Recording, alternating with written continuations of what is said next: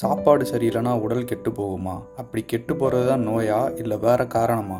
வாங்க தெரிஞ்சுக்கலாம். 7 தாதுக்களால் ஆன உடம்பிற்கு நாம் உட்கொள்ளும் ஒழுங்கீனமான ஒத்துக்கொள்ளாத உணவுகளும் நம் உடலில் உள்ள வாத பித்த கபம் என்ற 3 சக்திகள் கூடியும் குறைந்தும் தன் தொழிலை செய்வதாலும் சரீரத்துக்கு அந்நியமான வாத பித்த கபம் ஆகிய 3 ஆதார சத்துக்கள் அளவிற்கு அதிகமாகவும் அல்லது குறைவாகவும் உட்செல்லுமே ஆயினும் நோய்கள் உண்டாகும். 3 சக்திகளும் அளவிற்கு அதிகமாக இருப்பின் அவைகளுடன் உடலில் உள்ளே உள்ள 3 சக்திகளில் 1 அல்லது 2 அல்லது 3மே போராடி நோயை விரட்ட முயற்சி செய்யும். அவை பலவீனப்பட்டிருப்பின் எளிதில் போக்கிவிடும் அல்லது பலமாக இருந்தால் சப்த தாதுக்களின் தொழிலை மாற்றிவிடச் செய்யும். அவற்றிற்குரிய தன்மைகள் கூடியும் குறைந்தும் போகும். அப்போது நம் உடலில் உண்டாகும் கோளாறுகளே நோய்கள். நோய் என்பது சப்த தாதுக்களும் குற்றங்களும் பல காரண காரியங்களினால் அதோட இயற்கை தன்மையிலிருந்து வேறுபடும்போது நோய்கள்